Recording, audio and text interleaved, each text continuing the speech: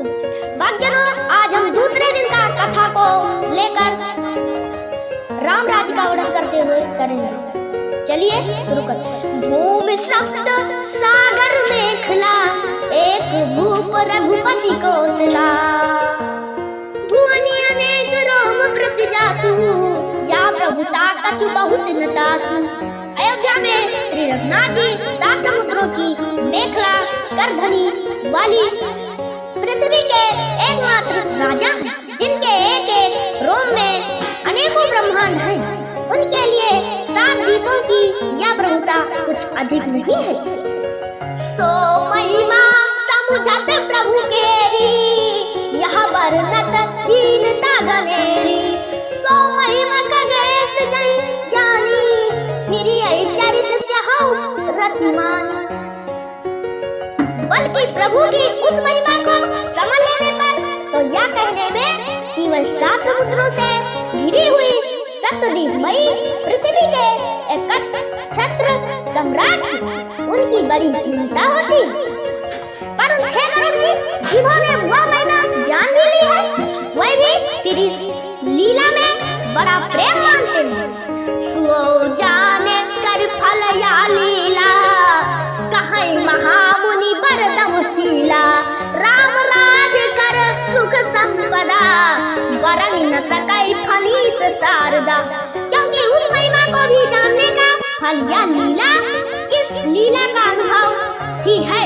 इंद्रियों का दमन करने वाले श्रेष्ठ महामुनि ऐसा कहते हैं। राम राज्य की सुख संपत्ति का वर्णन शेष जी और सरस्वती जी भी नहीं कर सकते। सब उदार सब पर उपकारी, विप्र चरण सियवक नर नारी। एक नारी व्रत रस सब झारी, ते मन बच कर्म पति हितकारी। सभी नर नारी उदार हैं, सभी परोपकारी हैं और सभी ब्राह्मणों के चरणों के सेवक हैं।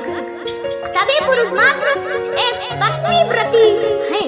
इसी प्रकार स्त्रियां भी मन, वचन और कर्म से पति का हित करने वाली हैं। इसी क्रम में गोस्वामी तुलसीदास जी ने आगे लिखा है।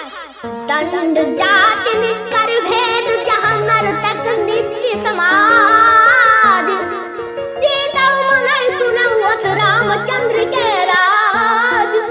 श्री रामचंद्र जी के राज्य में दंड केवल सन्यासियों के हाथों में, और भेद नाचने वाले लोगों के नृत्य समाज में। और जीतो शब्द केवल मन के जीतने के लिए ही सुनाई पड़ता है। अर्थात राजनीति में शत्रुओं को जीतने तथा चोर डाकुओं आदि को दमन करने के लिए साम, दाम, दंड और भेद, ये 4 उपाय किए जाते हैं। राम राज्य में कोई शत्रु है ही नहीं, इसलिए जीतो शब्द केवल मन के जीतने के लिए ही कहा जाता है। कोई अपराध करता ही नहीं, इसलिए दंड किसी को नहीं होता। दंड शब्द केवल सन्यासियों के हाथ में रहने वाले दंडक के लिए ही रह गया तथा सभी अनुकूल होने के कारण भेद नीति की आवश्यकता ही नहीं रह गई। भेद शब्द केवल सुर ताल के भेद के लिए ही कामों में आता है। इसी क्रम में गोस्वामी तुलसीदास जी ने आगे लिखा है। फूलई फरई सदा तरु कानन, रहई एक संग गज पंचानन।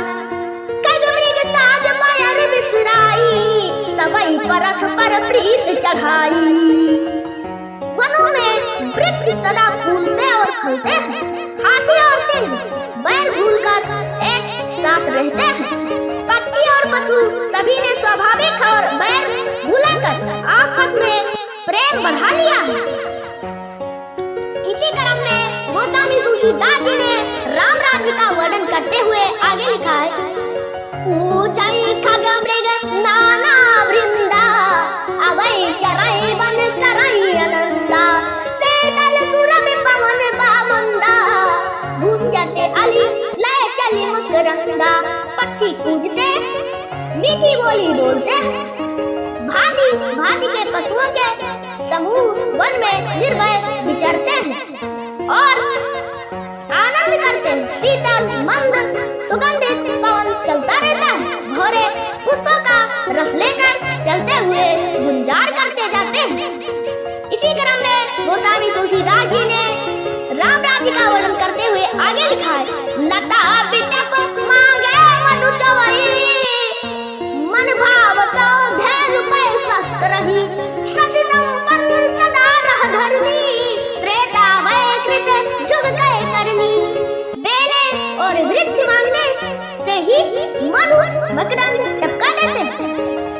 गौएं मनचाहा दूध देती, धरती सदा खेती से भरी रहती। त्रेता में सतयुग की करनी स्थिति हो गई। आज के लिए भक्तजनों इतना ही है। आज का कथा यही समाप्त किया जाता है। फिर मिलेंगे अगले कथा में। तब तक के लिए जय श्री राम, जय हनुमान जी, हर हर महादेव।